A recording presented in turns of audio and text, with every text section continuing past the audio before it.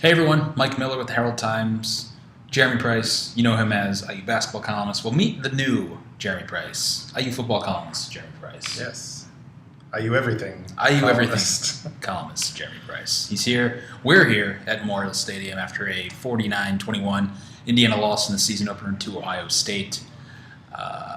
This was the most hyped game in recent memory with Indiana football, the biggest season opener in Indiana football program history, I think is what they were calling it. And you know what? For about 2.5 quarters was a heck of a try. Yeah.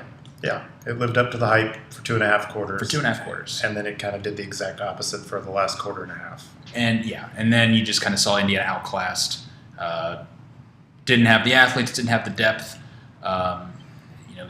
IU offensive line wore down. A few other things wore down. This was, I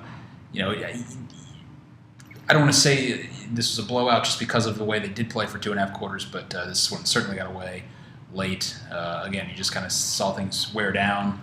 Even the defense, which I still think is going to be a pretty darn good defense this year, just wasn't up to par over the last quarter and a half. You saw chunk plays. You saw guys just – I think it was just guys in space for Ohio State. I mean, it was just you didn't have those kind of – those guys, they were just running at will through the defense.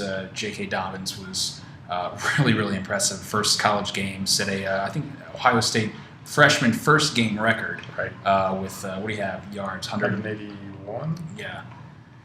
181. Yeah. No touchdowns, but, man, he set up a few. Really impressive night. Again, just you just saw the difference in the class of the programs as far as the different athletes, the different caliber of football players.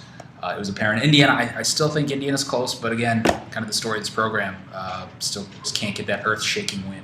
Yeah, and I think this game was sort of that dichotomy of where Indiana football is at, that at times they now look like they belong against an elite team like that, the way they started out, but the gap in just overall talent and depth is still a significant one when you compare an Indiana to an Ohio State at this point. And obviously the fact that this was an opening game of the season, that sort of throws everything off because everybody's a little bit out of sync, maybe everybody's a little sloppy, nobody quite knows what to expect, everybody's kind of making adjustments on the fly. So there's some good and bad with both sides, and the bad thing for Indiana is when you got to that crucial stretch of the second half, that late third quarter and into the fourth quarter, when if you're going to win games, you've got to be figuring things out. That was when Ohio State figured things out, and those things that Indiana looked like they'd figured out in the first half went away. Yeah, and I think one of the things they figured out was the strength of this Ohio State offense is on the ground. Indiana had the better quarterback. Richard Lego, I thought was pretty darn good today. I think we saw a clear improvement just in overall decision making. He still obviously had a couple plays, I think, just plays where he just should have taken a sack, where he's trying to dump the ball off to avoid it. Bad decisions, bad throws, both times nearly led to it was a ball ends up fat guy touchdown and nearly had a pick six almost. I mean, it was bad decisions, but overall the totality of his work today was certainly encouraging for the season. And when you have this group of receivers to work with, it can make a lot of guys look good. But I don't think that should take away from the fact that I do think Richard Lego followed through on all the talk. I mean, he looks more comfortable, looks more confident, looks more in command of this offense. And I do think it appears to be a bit of a quarterback-friendly offense for him. It certainly helps when you have the Simmie Cobbs, Odell Beckham-looking Simmie Cobbs. Yeah. And it would have helped a lot more if you had a guy like Nick Westbrook, but unfortunately he was on kick coverage. Yeah, I mean, that's the thing. I mean, Lego and this Indiana offense did what they did without a guy that coming into the season we thought was number 2 on the depth chart. He's listed as number 3, but, a guy that was practically a 1,000-yard receiver a year ago, and he never played a down on offense tonight. So, that says something. It says something about the depth that Indiana has at wide receiver. Donovan Hale had some impressive moments tonight. Simmie Cobbs looked otherworldly. Ian Thomas looked like, I don't know, Antonio Gates or something out there. And I thought there were some good things. Luke Timian doing his best Mitchell Page impression. Sorry, trash bag just felt scared the living anyway. Sorry. Taysier Mack had some moments. Saw a lot of different guys. But back to Lego, not to keep hammering this point home, but again, it was kind of one of those good news, bad news things. We saw all the improvement side of Richard Lego, and yet we saw all the things that make Richard Lego sometimes frustrating. The double pumps where he keeps wanting to keep a play alive, but everybody kind of has in the back of their mind that they're Aaron Rodgers, that they can pump fake and run around and make plays. And for Richard Lego, it's got to be, if you don't see that first one there, once you pump, you've either got to dump it off or you've got to throw it away. And sometimes he's trying to keep that play extra long alive, and that leads to those fumbles or those plays that are, is it a fumble, is it a forward pass, risk getting picked off, tipped, whatever. The first interception he had in the second quarter, which didn't turn out to be the disaster we thought it might have been. Ohio State only got 3 points out of that, and Indiana came right back with a touchdown. But that was one where he kind of double clutched, and that double clutch wound up being the difference between that ball getting tipped and intercepted and being a touchdown for Indiana. So it was just kind of that kind of night in a lot of ways. And I think he would certainly benefit if he had any semblance of a running game. Right. Indiana's not. I don't think they're going to see a defensive line quite like this the rest of the season. No. Maybe not for several seasons, right. At least until the next time they play Ohio State. They're just really good.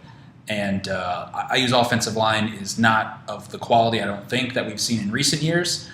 I'm still not exactly sure what they are, just because this Ohio State team is really good. What a difficult way to measure a group in its first game against Ohio State. I thought the pass protection was good early, but again, it was good enough. It was good enough. And I thought, Mike Majette actually did he didn't do much running the ball, but I thought he did a really nice job picking up some blitzes, some stunts, pass protection back there. Aside from that, I'm not sure the running backs were terribly useful most of the night, but that's a key part. I mean, you've got to have somebody that can do that. So, I mean, that's a plus. Yeah. Well, still, obviously, I have no. I mean, for a good chunk until the garbage time, and when Morgan Ellison picked up a few yards, Peyton Ramsey was your leading rusher for most of the night. You finished with 10 yards. Yeah, on one series doing the Xander Diamont thing. Yeah, so that's something to follow up on next week. But no, I mean, there were certainly some signs that, again, this team could certainly go 7-5, potentially even 8-4. Certainly leaves a bad taste in your mouth walking out of here tonight. But again, I still think there are enough signs with this team that certainly some things to build upon. And again, as poor as that offensive line looked at times last night, they're going against again probably the best defensive line in the country. And again, defensively too. I like this defense, but there were some breakdowns. I mean, there were some breakdowns. I think even Tom Allen was lamenting some of the effort late too. But still, I mean, this was an Indiana defense that took it to Ohio State. I mean, literally just took it to them early on. And once again, I mean, this is an Indiana defense that against a guy like J.T. Barrett, you're sort of in a bit of a quandary, really, because you want to put pressure on that guy, but you don't want to have to bring extra people to blitz and put pressure on that guy, because that's going to expose you if you do that. What you really want to do with a guy like J.T. Barrett is contain him, force him to make decisions, force him to make throws, which Indiana did early, and frankly, J.T. Barrett complied by not making very good throws a lot of the time.